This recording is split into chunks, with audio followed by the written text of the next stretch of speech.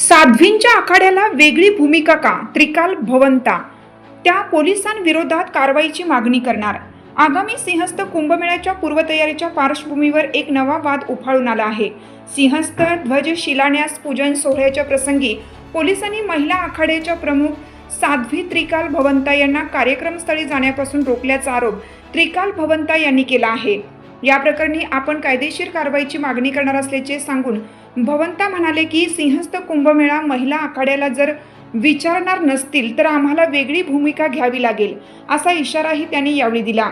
त्रिकाल भवंता म्हणाल्या की पोलिसांनी आपल्याला घटनास्थळी जाऊ न देता बेकायदेशीरपणे स्थानबद्ध करून ठेवले. या प्रकारामुळे महिला आखाड्यांच्या धार्मिक स्वातंत्र्यावर गदा आणली जात असून आपल्याला शारीरिक व मानसिक त्रास दिल्याप्रकरणी कुंभमेळा मंत्री गिरीश महाजन आणि प्राधिकरणाचे आयुक्त शेखर सिंग यांच्याकडे निवेदन देऊन कडक कायदेशीर कारवाई करण्याची मागणी करणार असल्याचे त्यांनी स्पष्ट केलं आहे. आज देशाच्या संसदेत महिलांना 50% आरक्षण दिले जात आहे. सर्व क्षेत्रात महिला नेतृत्व करत आहेत. असे असताना सनातन धर्माच्या आणि कुंभमेळ्याच्या सर्वोच्च धार्मिक कार्यात महिला आखाड्यांना पुरेसे नेतृत्व का दिले जात नाही? महिला संतांना अशा प्रकारे धार्मिक कार्यात अडसर का निर्माण केला जात आहे, असा सवाल साध्वी त्रिकाल भवंता यांनी केला आहे. दरम्यान पत्रकार परिषदेमध्ये बोलताना साध्वी भवंता म्हणाले की महिला आखाड्यांना कुंभमेळ्यामध्ये कोणतेही स्थान दिले जात नाही, असे आतापर्यंत दिसून आलेलं आहे. जर आम्हाला काही महत्त्व नसेल तर आम्ही या सिंहस्थ कुंभ पर्वामध्ये सहभागी व्हावे की नाही, असा प्रश्न पडला असून प्रशासन कोणतीही मदत करत नाही, जाणून बुजून सहकार्य होत नाही, असा देखील आरोप त्यांनी यावेळी केला आहे. गुरु शंकराचार्य त्रिकाल भवंता सरस्वती जी महाराज गायत्री त्रिवेणी प्रयाग पीठाधीश्वर अखाड़ा परी के संस्थापक, मुझे देश की विद्वान और विदुषी लोगों ने धर्म के क्षेत्र में शंकराचार्य के पद पर पदासीन किया है. मैं अपने अनुयायी और भक्तों को बुलाने पर सिंहस्थ नासिक त्र्यंबकेश्वर कुंभ के लिए आज 1 महीने से नासिक में मेरा प्रवास है. 11/6 को ध्वजारोहण शिलान्यास का पूजन था, जिसके लिए मंत्री गिरीश महाजन मुझसे कहे थे कि 11 तारीख को पूजन है माता जी, वहाँ आप आ जाइएगा, आगे और भी बैठ करके आगे की प्लानिंग हम लोग करते हैं. वैसे भी मुझे पता था, उन्होंने भी बुलाया, जो भी पूर्व में कमेटी थी उन्होंने मुझे ध्वजारोहण में निमंत्रण दिया और मैं अपने दैनिक जीवन जो सुबह का पूजा पाठ होता है उसको करके मैं इस धर्म के कार्य में सम्मिलित होने के लिए, पूजा करने के लिए पंचवटी में जा रही थी. मुझे जैसे ही मैं एकदम करीब पहुंच गई, वहाँ से अचानक पुलिस की फोर्स आती है, मेरे गाड़ी को रोकती है और कहती है कि ऊपर से आदेश आया है, आपको इस धार्मिक कार्यक्रम में भाग नहीं लेना है. मैं आपके माध्यम से प्रशासन से पूछना चाहती हूँ कि ये किस कानून में ऐसा है, किस धर्म में ऐसा है कि धार्मिक कार्य हो, जिस कार्य के लिए, धर्म के कार्य के लिए मैं इतनी दूर से आकर के 1 महीने से प्रवास कर रही हूँ. पिछले 1 साल से मेरा लगातार यहाँ पर प्रवास है, भक्तों से मिलना जुलना है, मेरा सबसे संपर्क है. आनंद वाटतो की नाशिकचं प्रेस मीडिया एका साध्या मेसेजवरती आपण इमिजिएटली येता, रिस्पॉन्स देता, याच्यावरून दिसते की जागरूकता किती आपल्या. आणि विशेष म्हणजे नेहमीसारखंच प्रत्येक घटना, चांगली असो, वाईट असो, धार्मिक असो, कुठली घटना असो, आपण सर्वांचे सहकार्य असते आणि ताबडतोब हिरिरीने आपण त्यात स्टेप्स घेऊन आपण ते काम करता. पुन्हा न्याय मिळवून द्यायचे विषय असो किंवा कोणाच्या धार्मिक भावनांचा विषय असो किंवा हल्ली नाशिकमध्ये काही गोष्टी चालल्या आहेत, क्रिमिनल पॉलिसी असो, त्यावर तर तत्परतेने मीडिया डोळे, लाईव्ह डोळे आणि आपल्या मार्फत सर्वांकडे दूरदाराजपर्यंत खेड्यापाड्यात आज हा मोबाईल प्रत्येकाकडे आहे, याच्यावरनं यूट्यूबच्या मार्फतातून, इलेक्ट्रॉनिक मीडियाच्या मार्फतातून, प्रिंट मीडियाच्या मार्फतातून ती न्यूज जाते, ती न्यूज वाऱ्यासारखी पसरते. त्यामुळे आपण सर्व एक सामाजिक जबाबदारीची जाण ठेवून इतकं तत्परतेने काम करतात, त्याबद्दल आपल्या सर्वांचं धन्यवाद. विविध आखाडे सहभाग होत आहेत, त्यात विशेष करून बाहेरगावचे स्टेटमधले आखाडे इथं सहभागी होतात. मागच्या वेळेस देखील सिंहस्थ आपल्या मीडिया आणि चॅनल्समुळे इतकं सक्सेसफुल झाला की नाशिकचं नावलौकिक झालं. आता यावेळेस देखील मागच्या वेळेसारखंच आपल्याकडून सहकार्य अपेक्षित आहे. आता जसे विविध आखाडे, त्यात एक परी आखाडा म्हणून साध्वीचे आल्यात, साध्वी त्रिकाल भवनला, ते आपल्याला त्यांचं परिचय पण देतील. पण आपल्याला मला वाटतं सर्वांना ज्ञात आहे की मागच्या सिंहस्थमध्ये सरकारने आणि ओव्हरऑल जी सिंहस्थ जी कमिटी होती त्यांनी त्यांना फार चांगलं सहकार्य केलं होतं. त्यांना सर्व सेवा दिल्या होत्या, त्यांना आर्थिक मदत केली होती आणि स्त्री साध्वी असल्या कारणाने त्यांना जी काय व्यवस्था आहे ती सगळी बघितली होती. त्या समाधानी होऊन आपल्या उद्यान गावी गेले होते.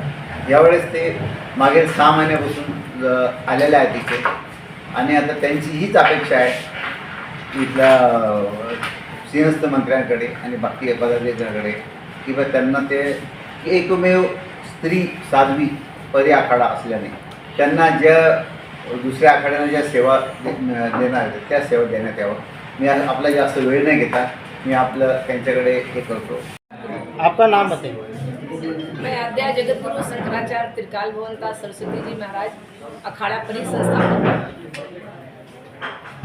क्या विषय हुआ था? ध्वजारोहण शिलान्यास का पूजन था, जिसमें पूजन में मैं जा रही थी. मुझे पूजन में रोका गया. क्यों रोका गया ये मुझे नहीं पता है. मेरे साथ अभद्रता हुई, बदतमीजी हुई, ज़बरदस्ती रोका गया. मुझे ला करके गेस्ट हाउस में हाउस अरेस्ट किया गया.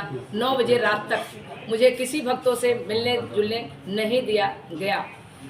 कानून में, धर्म में, राजनीति में सब जगह महिलाओं की भागीदारी सुनिश्चित कर दी गई है. धर्म के क्षेत्र में ऐसा अत्याचार क्यों हो रहा है महिला साध्वियों के साथ, महिला अखाड़े के साथ, ये मेरा विषय था कि ऐसा क्यों इस सिंहस्थ में शुरुआत में ही ऐसा हो गया, आगे क्या होगा. गिरीश महाजन को मैंने कल भी फ़ोन मिलाया, उनके पीए को फ़ोन मिलाया, उसके बाद न उनके पीए ने फ़ोन उठाया न गिरीश महाजन ने फ़ोन उठाया. मेरी कोई बात नहीं हुई. इससे पहले बात हुई थी, उन्होंने कहा माता जी आ जाइएगा. अभी इसके बाद हमारी सतीश शुक्ला जी से बात नहीं हुई. उनको पता है के कारण अभी मैंने उनसे बात नहीं किया है, अब नहीं है. शासन से मांग करती हूँ, जो पुलिस वालों ने मेरे को रोका है, मेरे साथ बदतमीजी किया है, मेरे इस धार्मिक व्यवस्था को रोका है, धार्मिक आघात किया है, धार्मिक पूजा पाठ में मुझे रोका गया है, मुझे बड़ा आघात हुआ है. मेरी इस व्यवस्था को, मेरे जो है अनुयायियों को, मेरे भक्तों को जो दुख हुआ है, उनके ऊपर कानूनी कार्रवाई सख्त से सख्त, जल्द से जल्द होना चाहिए, ये मेरी मांग है. जो 21 और 22 तारीख को महिला साथियों का एक सम्मेलन करना है. 1 महीना पहले भी चर्चा हुई थी. जब से हम आए तब से भी चर्चा हो रही है. उनके पीए भी आए, कई बार बात किया. तो 8 तारीख को पीए ने कहा था कि साहब आएंगे, आप बैठ के बात कर लीजिएगा. इसके लिए हम जब मिलने के लिए गए तो वो कुछ अस्वस्थ थी. काफ़ी देर वेट करने के बाद उन्होंने फ़ोन के द्वारा कहा कि माता जी परसों कार्यक्रम है 11 को, आप आइएगा, कार्यक्रम में भी भाग लीजिएगा और कार्यक्रम के बाद हम बैठ करके बात कर लेंगे. ये ने भी कहा.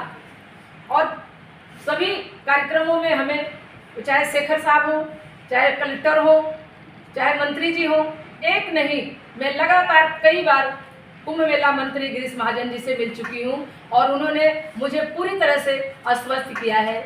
लेकिन ध्वजारोहण शिलान्यास के दिन से मुझे ऐसा लगता है कि इसमें राजनीति हो रही है और महिलाओं की व्यवस्था, यहाँ पर महिला संतों की व्यवस्था कुंभ में जिस तरह से सुरक्षा का व्यवस्था होना चाहिए, सभी चीज़ों की व्यवस्था होना चाहिए, चाहे वो आर्थिक व्यवस्था हो, चाहे वो खाने पीने की व्यवस्था हो, साधना पूजा की व्यवस्था हो, टेंट कनात की हो, जो भी व्यवस्था है वो सारी व्यवस्थाओं के लिए आश्वस्त करने के बावजूद भी मुझे पूजा में शामिल नहीं किया गया।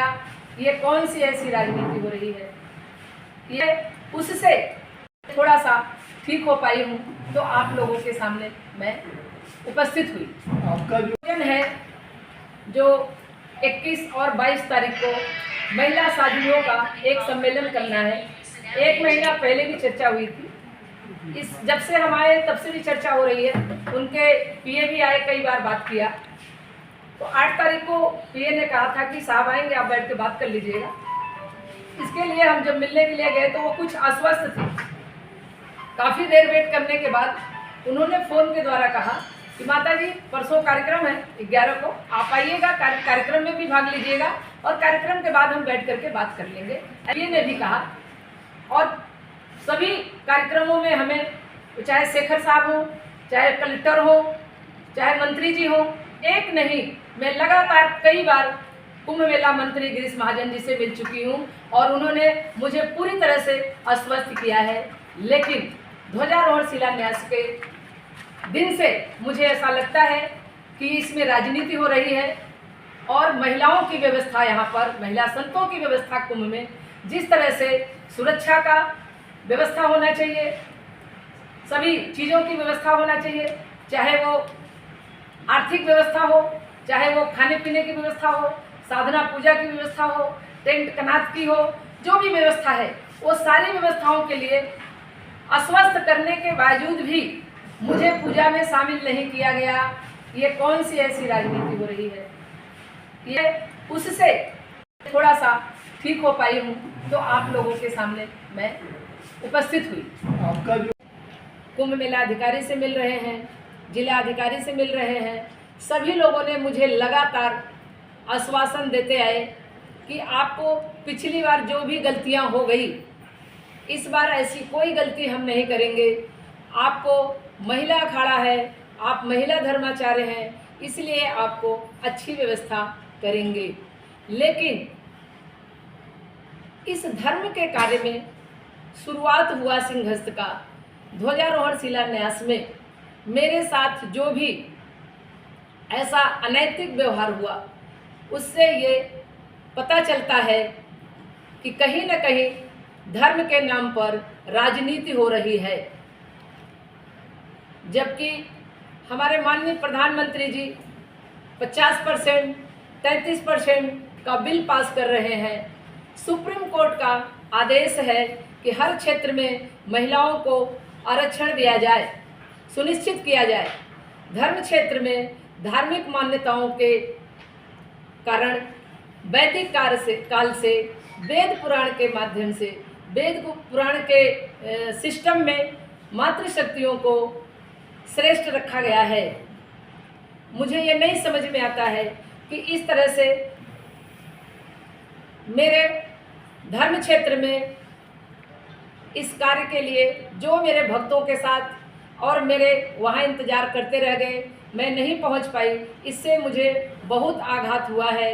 मेरे धार्मिक पूजा पाठ में बाधा आई है। इसके लिए मैं पुलिस प्रशासन से पूछना चाहती हूँ कि ऐसा क्यों किया गया, किसके इशारे पर किया गया, ऐसा धर्म के क्षेत्र में क्यों किया जा रहा है। इस सिंहस्थ में महिलाओं की क्या भूमिका होगी, महिला धर्माचार्यों की क्या भूमिका होगी, महिला अखाड़े की क्या भूमिका होगी, वो सुनिश्चित करें। या तो फिर मुझे लिखित में बताएं कि इस सिंहस्थ में महिला अखाड़े के लिए, महिला धर्माचार्य के लिए, महिला साध्वियों के लिए इस कुंभ में कोई व्यवस्था नहीं करेंगे। ये मैं जानना चाहती हूँ। प्रश्न है, इस मेरे प्रश्न का जवाब आप लोग अपने तरीके से उन लोगों से पूछें और मुझ तक पहुँचाएं। मैं ये जानना चाहती हूँ। सत्यवार्ता मराठी न्यूज नाशिक।